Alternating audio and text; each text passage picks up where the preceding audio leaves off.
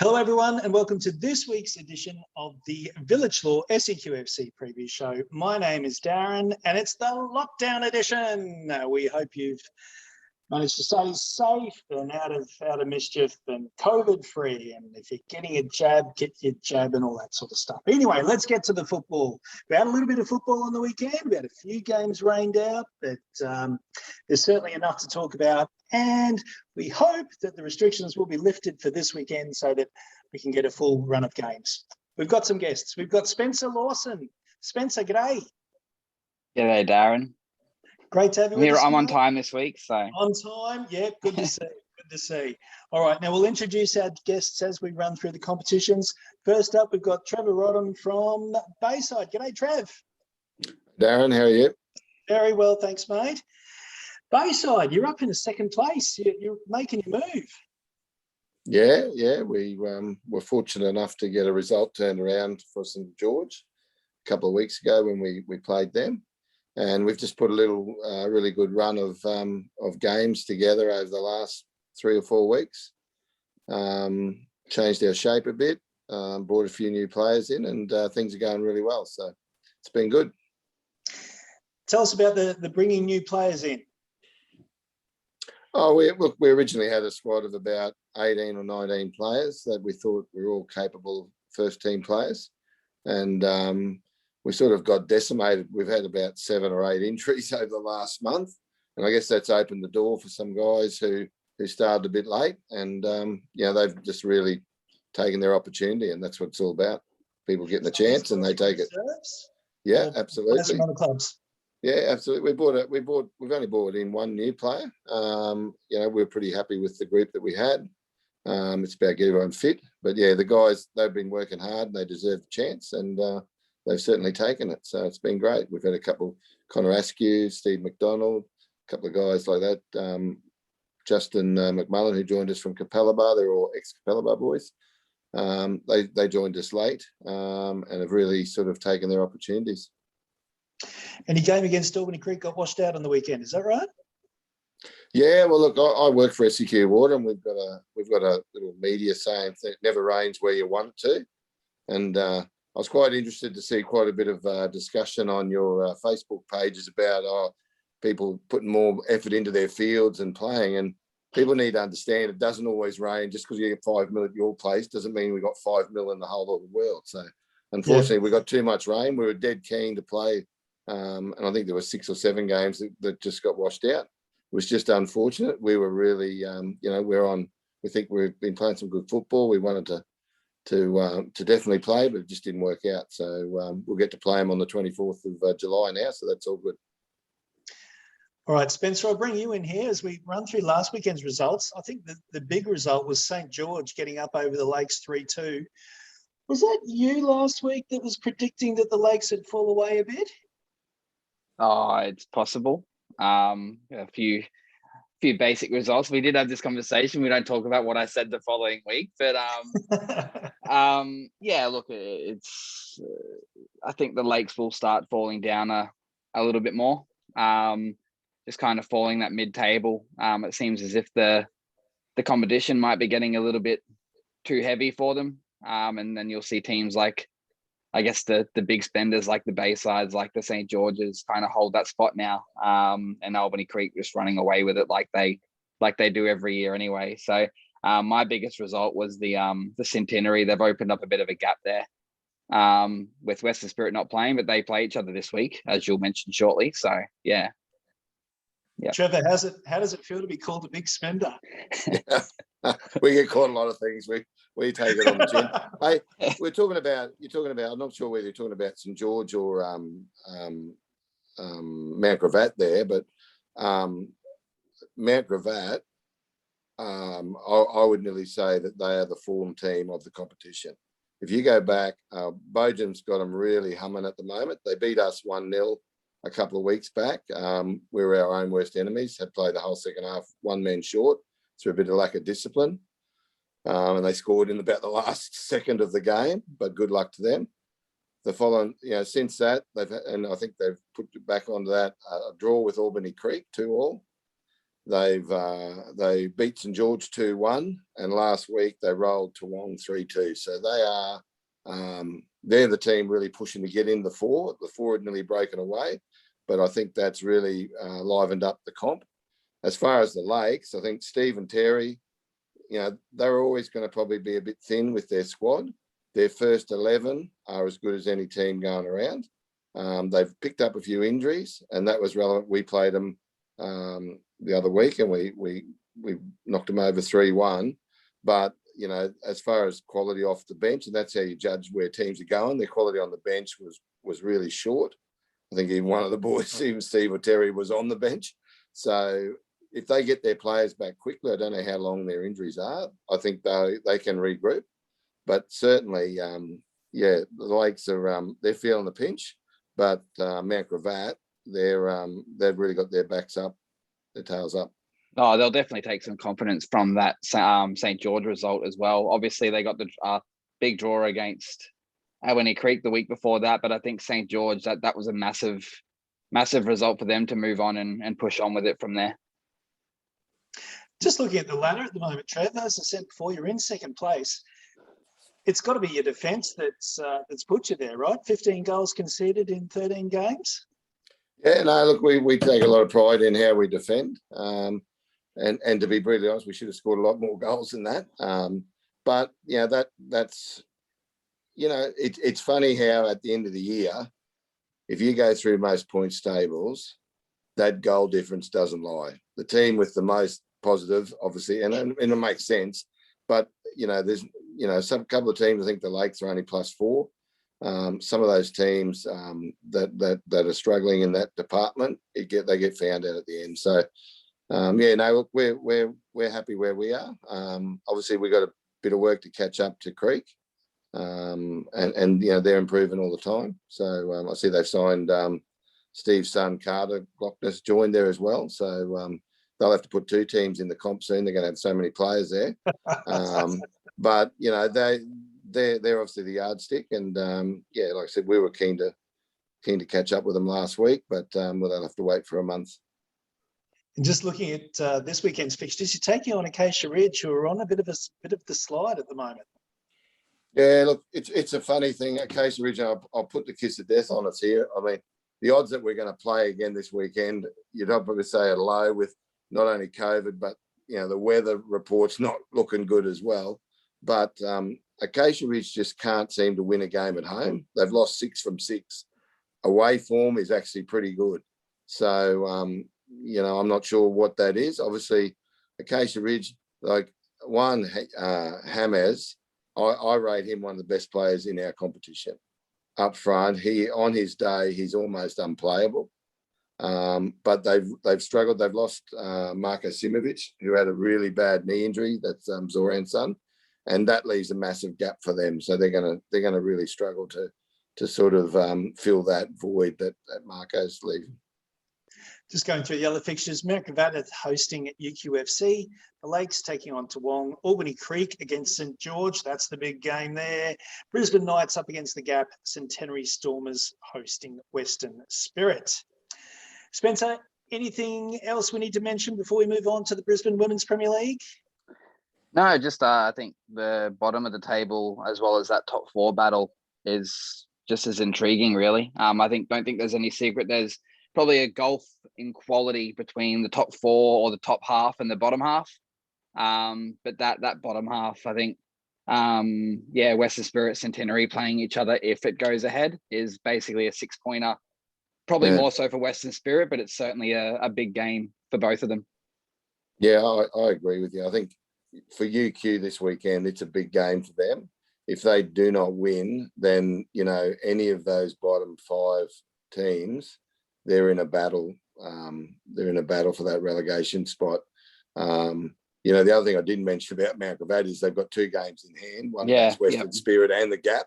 So, I guess those teams down the bottom, they've got some big games coming up in the next week or 2.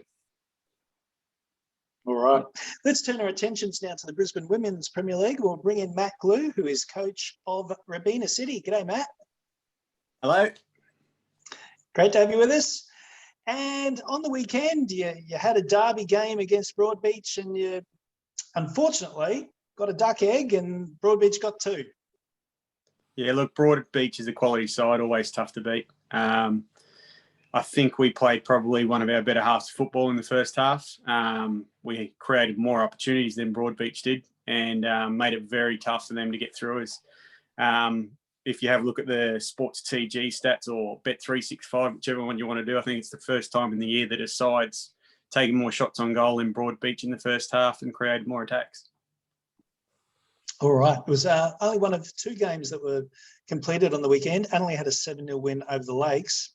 I guess the big news from the competition is that Amber Sims has left Carina to go to Capalaba. Not sure if that's been made public yet, but that certainly is the case. That's great news. And Carina were flying up the ladder and have moved up into 2nd place, and losing Amber, such a crucial player for that team. Yeah, look, when we played Carina, again, another game that we did enough to win the game. It was 2-1 2 weeks ago, but Amber was actually 3 weeks ago. Amber was probably the difference. She was fantastic in that game. So looking at the ladder, you're still in 5th place, but only 2 points off 2nd. Yeah, it's very tight from 2nd to 5th, so which makes it quite a competitive and fun league. All right, let's have a look at this weekend's fixtures. So you're taking on Grange Thistle, who are, I think they're the cellar dwellers. No, the Lakes are, of course, the cellar dwellers. And congratulations to everyone at the Lakes for sticking with their team. I mean, it must be really tough getting belted every week. People say it's tough to win a league and all that sort of thing. I think if you're at the bottom, just maintaining your squad is it's the toughest thing in football. Am I right, Matt? Oh, definitely. And look, we've put some points, some goals on them both times we've played them, but on both occasions, they didn't give up until the final whistle, and it's a credit to them. All right, so let's get back to this weekend's fixtures. So Robina taking on Grange Thistle, Annerley up against Kangaroo Point Rovers, UQFC taking on Broadbeach, and the Lakes up against Carina. Grange Thistle, are you confident? We haven't played them yet this year, but I'd be disappointed not to go away with any points from this game. All right. I saw them a couple of weeks ago. My impression was that they're good backline, good midfield, just had issues up front, sticking the ball in the back of the net. So that's, I think, where they're coming unstuck this season. I think every side kind of fits into that boat. Everyone could do with that wonder striker up front. That is true. However, I mean, Broadbeach aren't really having that problem, are they? No, if you look where most of their goals are coming from, though, they're coming from Georgia in the midfield, although Chelsea's doing a good job up front too. Good stuff. All right, Matt, thank you for that. We might move on now to the Village Law Capital League 1. And we have got Forbes Madau, who's the coach of Logan Metro, with us. G'day, Forbes. Is your microphone working?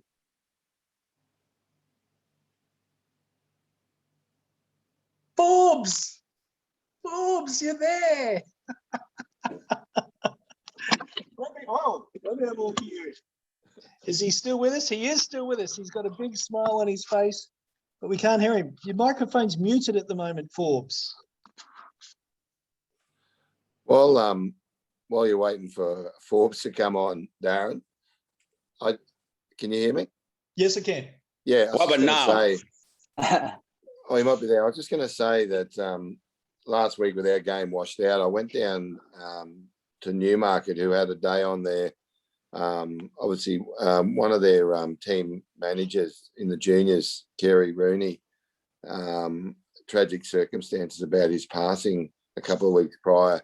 And I just wanted to have a shout out to Peter Tatters and all the people, all the committee down at Newmarket. Really respectful day. Really well put on, a massive fundraiser. I'm not sure what sort of money they raised to support young Remy, but hats off to everyone down there. It was a really special day. Excellent. We did talk about that on the show last week, so hopefully they got a big crowd there. Absolutely huge. Yeah. Yeah, that's brilliant. And Newmarket sealed the occasion with a 3-1 victory over Slacks Creek. Yeah, they controlled that game well. They got out early, got dragged back, I think, to 1-1, and then ended up 3-1. So a good result. The guys are going really well. All right, looking at other results on the weekend, Ripley Valley won the Ipswich Derby, getting over the Bulls 3-2. North Pine got back on track with a 4-0 win over Annerley. Pine Hills had a 1-1 draw with New Farm. New Farm continuing their recent good form. Now we've got Forbes on the show to tell us about Gipio Park. There he is. Are you with us there, Forbes? Yeah, can you hear me now? Yes, we can. You're guilty. Yeah, thanks for having me. You're very welcome. All right, now you lost. We had the news come out last night that Gipio Park has left your club and gone across town over the bridge to Pine Hills. Yes, Parky was a bit unhappy and wanted to change, and the club was happy to release him and wish him all the best in Pine Hills. Is this your first season coaching the top side? I've coached topside before. I've coached Logan City Kings in Capital 3 a few years ago, but most of the time I've been. First season at Metro. Yeah, last year I was assistant coach for first team. Right. Okay. And how are you finding the step up? It was easy transition because I was there last year, and I've known most of the players as well, so it was a bit easy transition. We didn't change much. The way we were playing last year, that's the way we play. That's always handy. Now, yeah. Logan Metro have been a club that have been climbing up the pyramid slowly, but and you're in contention again this year for another promotion. Must be good feelings at the club. Yeah, it is a good feeling with a slow start. Like our first 3 games, we only picked 2 points, and we thought it was going to be a very tough year, but we managed to go 10 games unbeaten, and now we're back in contention again, which is very good. And what did you put that turnaround in form down to? At the beginning, we didn't know. So when we played our first 3 games, we played first game against North Pine. We lost, but we dominated that game. Could have won. We created so many chances. Second game, we played Pine Hills, and it was 3-0 draw. And third game, we played Newmarket, and it was 1-0 draw. So by then, we didn't know who was going to be top 4. But now, when you look at it, it was not a bad result getting 2 points against your top 4 rivals. So now we look at that, we realize, it was not that bad after all. So we started winning, beating the teams we should be beating. And when those teams, because they had easy games by then, they were not playing top 4 teams. When they started playing each other, they started dropping points, and we started gaining points as well. So when we went to the second round, we were 3 points behind North Pine. So we had to go to North Pine and win the game. So we won that game, and we were level with North Pine, so we could be joint top before Newmarket got those 3 points against Pine Hills. So we joined top at the end. So yeah, that's what we realized. Now I would say top 5 are very strong teams. So when you go to those games, the best thing you can do is not to lose. Even if you don't win, it's fine, because those teams are going to get points from each other. So like second half of the season, we've got more points already. We played 2 games. We played North Pine, we played Pine Hills. We won 1, we lost 1, but we got 3 points than what we had in the first round. So the idea is to play all our top 4 teams or top 5 teams and pick as maximum points as we can. Then from there, I think the next game against Newmarket will be key. If we win that game, I think we'll be up there at the end of the season. So we'll be only left to play Mogu. Omogu in the top 5. We played all top 5 teams. So we get all those teams out of the way. So, but the time those teams have to play each other, we'll be concentrating on winning our remaining games. Yeah, interesting. Looking at the ladder, it's fascinating at the top. Newmarket on top on 28 with a game in hand. You're 4 points back. Pine Hills in that top 4 on 22. So looking at this weekend's fixtures, so you are taking on Newmarket at home. So Are you confident? I was confident. Every game we play, we dominate. But the only thing is sometimes we can finish our chances. So if we finish our chances, I'm very confident we can win. But having said that, Newmarket, I think they're the best defensive team in the league. They defend. They know how to defend. They are very hard to break down. So that'll be our challenge to break down. They just need 1 or 2 chances to score. They get a corner or set piece, they can score from there. But they are very, very hard to break down. When you play them in Newmarket, they were very, very hard to. We did try to break them down, but it was very difficult. We scored 1 goal, but they went the other way and scored another goal, and it was 1-0. And they don't concede; they don't give anything away, which is very hard. So that's what we try to do, to try to break them down. Should be a fascinating clash. So looking at the other fixtures, New Farm are hosting Carina, Ipswich City taking on North Pine, Moggle up against Ripley, and Annerley taking on Pine Hills. Spencer, this Metro Newmarket game, clearly the match of the weekend. Oh, absolutely. I'm just struggling to come to terms with the fact that Newmarket might actually be in Brisbane Premier League with their pitch. But anyway, but look, it's definitely the most intriguing league. The top 5, definitely. The Moggle's still there, but I think the top 5 they'll start pulling away. Ripley are very difficult to beat. Very physical side. Hello. Yes. Very, very physical side, but yeah, look, as Forbes said, it's that tight at the top that they're not too worried if they drop points to the top teams. But obviously, if they can get the 3 points this weekend, that actually puts them level on. Oh no, that puts them 1 point behind Newmarket, but into a promotional spot, depending on how North Pine goes. So very intriguing, particularly that top 2 spot is what every top 4 is nice. Finals is great, but obviously those top 2 spots are what every club aspires for in any division when they're up that top end. Turning our attentions now to the Women's Capital League 1, North Brisbane had a 3-1 victory over Caboolture. Ipswich Knights 4-1 over Toowong. Taringa and Albany Creek had a 2-2 draw. So quick look at the ladder. Taringa on top by a point over Ipswich Knights. Pine Hills 6 points back. Looking at the fixtures this weekend, Pine Hills up against North Star. North Brisbane taking on Knights, top of the table clash there. Taringa up against Caboolture. Southside Eagles taking on Albany Creek, and Toowong hosting Mount Gravatt. Now, let's turn our attentions to Village Law Capital League 2. We have got Gilbert Albertson with us from Bardon, Latrobe. Gilbert, welcome. Thanks, Darren. Great to have you with us. We've been promising that we'd get you on over the past few weeks, but circumstances haven't quite allowed that. Now, you got washed out against Narangba on the weekend, but prior to that, how have things been going for the team?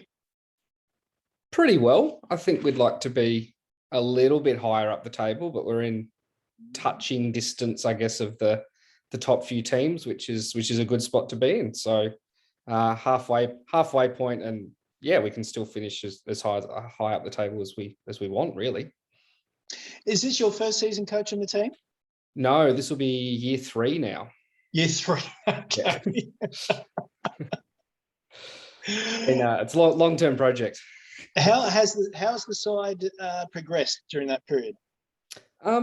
First year or two was a lot of turnover in terms of players after the previous coach had moved on. So it probably took a little bit to get used to that. But we've probably had, from last year to this year, a much more settled team, which I think is helping. Still think we probably should have finished a little bit higher up the table in those 2 previous years than we did. But look, if we're still doing well this season, there's a good core group of players that have played together for a while. And I think that I've seen that across this division, that the strong teams are often teams that are comfortable and used to playing with each other.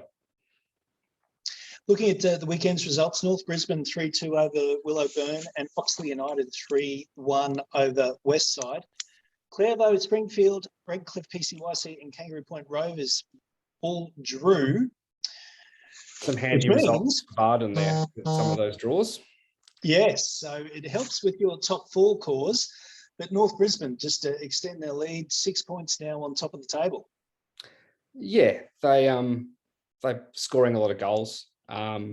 We were fortunate enough. I think we're the only team that's beaten them so far this season. I think they dropped maybe a draw there with someone else a couple of weeks ago. Yep. But yeah, I think they're, in terms of top spot, going to be difficult to catch. But that next group of, I think, second down to us in fifth is really tight, and there's not much separating us at all. So that's I guess the little pack of teams are probably fighting it out for the top four, and then maybe second place behind North Brisbane.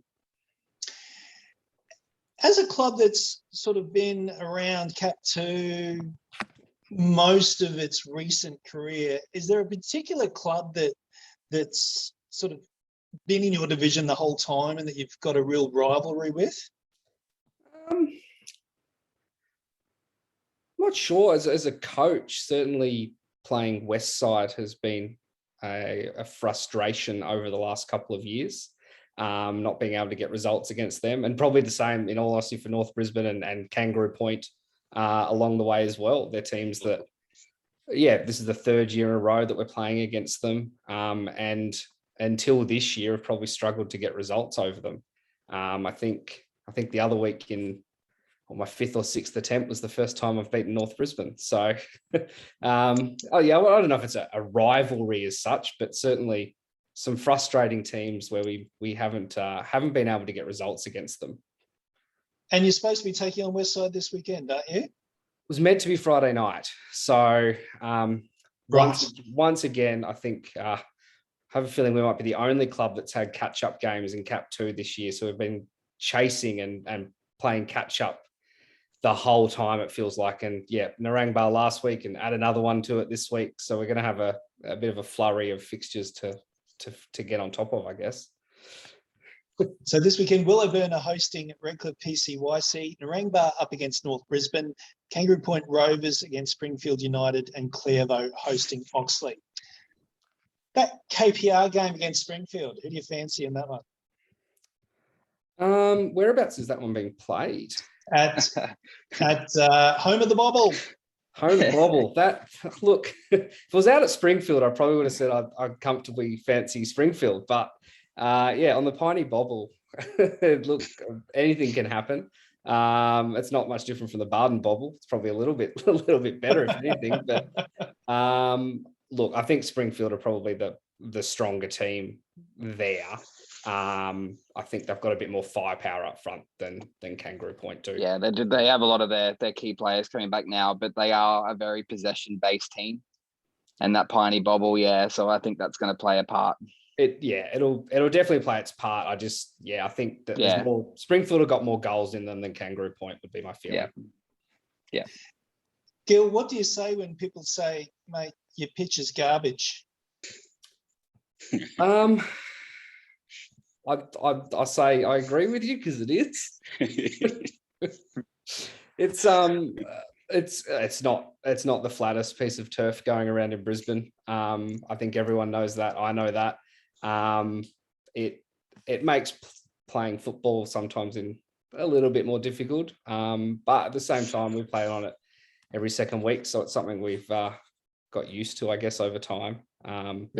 We've got otherwise fantastic facilities. We've got a lot of players on one pitch, and unfortunately, it's a balancing act between being able to, I guess, have such a great club that has so many players and so many teams for everybody, and having a perfect piece of grass to play on as well.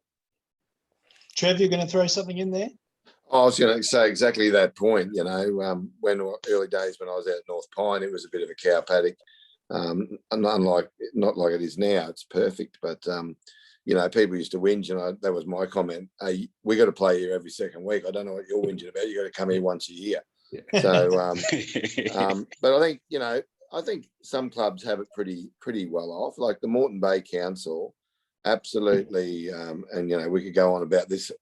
This will be another show, but Moreton Bay Council go out of their way to look after. You look at Moreton, Albany Creek, North Pine, D-Bay, all those fields are maintained and looked after by the Moreton Bay Council.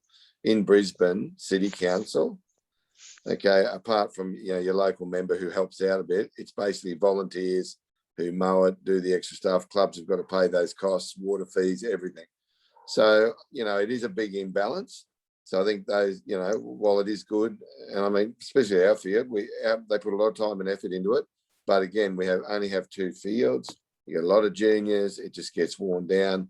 And, we're trying to look at local schools to try and take some of the training load and things like that off. But it is a challenging, thing for all clubs to try and balance that. And especially when you're asking volunteers to come down and do all that stuff. Gilbert, do you have anything to add to that? Absolutely. It's everything that happens at Bardon is on a volunteer basis. And yeah, in terms of field space, we're the same. Trevor trying to find schools to get some junior training moved to. That's a big challenge for us at the moment. But we have nearly 900 players now at Bardon, from mini roos all the way up to the capital team. And we have 1 full-size pitch and a couple of junior fields off to the side of that. So it's just it's a balance between all those things, unfortunately. And yeah, we'd love a better pitch, and we're working towards it. No one's going to argue otherwise, but yeah, we do lots of other things as well, and that's perhaps just the flip side to that. And you've got to share it with the cricket club as well, haven't you? We do. Your face said it all, man. How do you fit 900 players in on one pitch and a small bit over the side for training? Yeah. So basically from, I think, 6 o'clock on a Friday night when the over 35s play until 5 o'clock on a Sunday, the main pitch is being used. And I would say the same from 5 o'clock to 8:30 Monday to Thursday for training as well. Just there's nowhere else for anybody to play or train. So yeah, it's a lot of football on one pitch. So I'd like it. We'd all like it to be slightly better in terms of being able to play our football on it.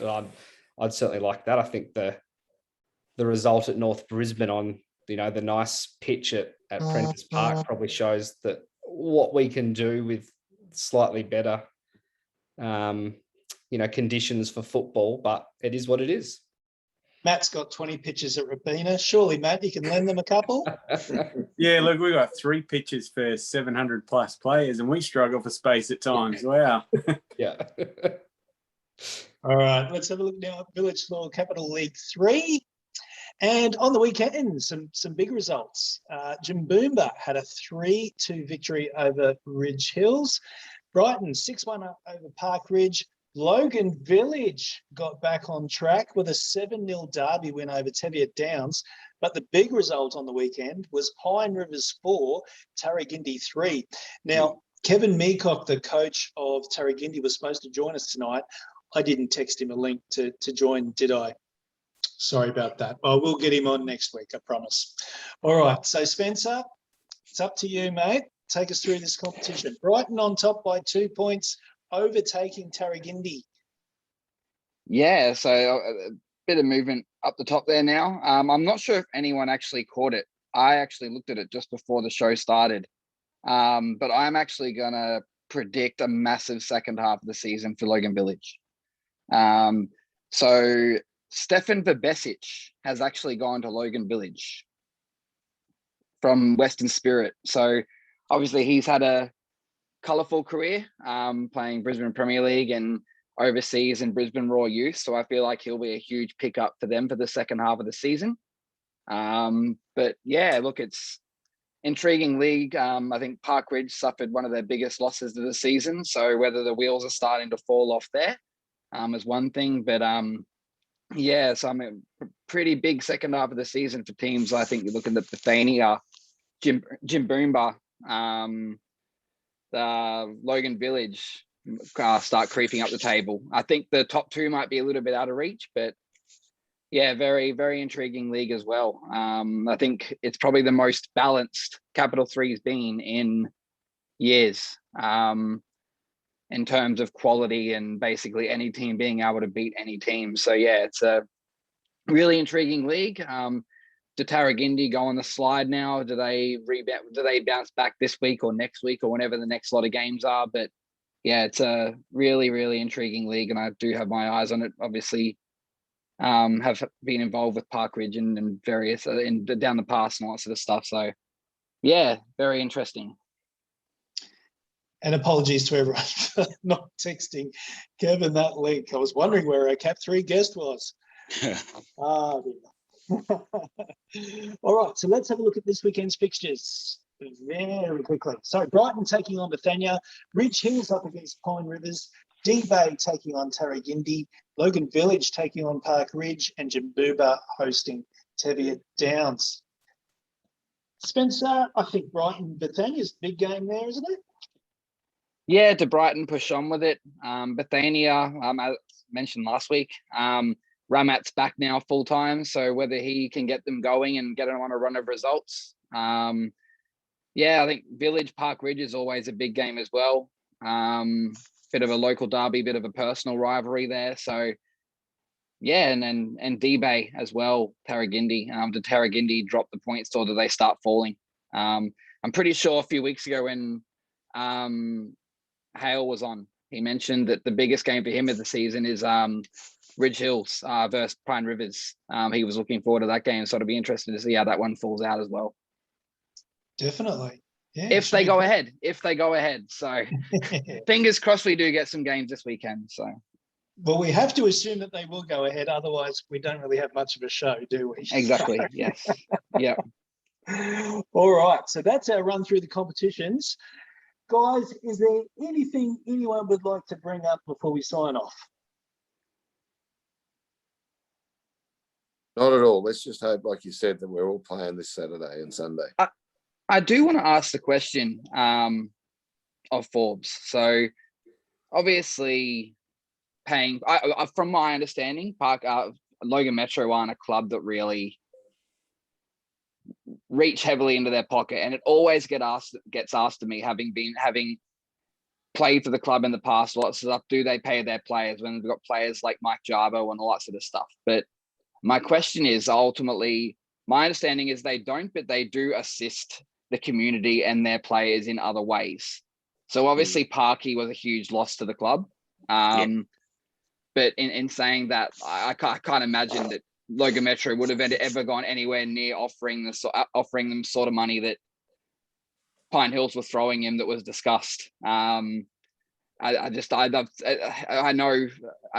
put it back to, I think, the Daniel Escobar a few years ago when he was there, the goalkeeper that literally every league was talking about him. And he was getting offered big money to go elsewhere, and Logan Metro bought him a car, like just a small runaround to do things. And then next minute he's done the runner on Logan Metro and then gone off to Brisbane Athletics. So like that, I've just never known Metro, I just can't see them putting their hands in their pockets until they are where they want to be. Yeah, I just wanted to ask Forbes, like, am I answering people correctly when they're asking me how much are they paying their players? I think you're doing a good job because, again, us as a club, is it on there? Us as a club, we are very attractive. So many players want to come to play for us. The style of football we play is just, everyone wants to come be part of it. So we are lucky in that regard. We don't have to spend money to get players. So we believe we put a system together. Everyone can come. We don't have to rely on players. We don't need to rely on individual players. Our system, if one player is missing, like I tell you now, we are missing maybe what I consider 4 or 5 best players in the league. They play for our team. They're not playing. They're injured. We've got Destin. Destin, I think, is the best striker in our competition. Haven't kicked the ball this season. Yeah. We've got Edric as well, long-term injury. We've got Kimba. We signed from NPL. Yeah. He haven't played. All those players came to us. They were coming from clubs where they were getting paid good money, but they saw the project at Metro and the style of football. So they come and enjoy their football. They just want to come and play. And with Parky as well, the club did help him with, during the hard time, they did help him. And he was attracted to Logan Metro because of the way we play. I think we played against when he was playing for Taringa. Yeah. And Logan Metro beat Taringa. Yeah. And he said he wanted to join this club with the way they play. We get asked for so many times with players want to come and join. And some good players, they want to join us, but some they fear competition. So some realize better to go and play better football, even if you don't get time, or go somewhere else and ask for money. Yeah. So in that regard, I think we're covered. We've got so many players who are just want to play for the jersey, just want to play good football. I've said it the last few weeks. I think the mentality and the discipline that Lewis has instilled the last few years, and the fact that you've been able to carry on that, it's a club that I want to see at the top, having been involved, albeit for one season. It's a club that just the work that goes on behind the scenes, and knowing that there's no deep pockets as such, and that it's the way you go about things is just commendable. So yeah, but I am answering the question correctly, so that's the main thing. Yeah, you are. You are. Yeah. Very good. We might leave it there. So thank you to all our guests tonight. It's been fascinating to have you all on board. And everyone, cross your fingers. Let's hope that the fixtures go ahead this weekend. Fingers crossed. Fingers crossed. All right. Definitely fingers crossed. This has been the Football Brisbane edition of the Village Law SEQFC preview show. We will see you next week.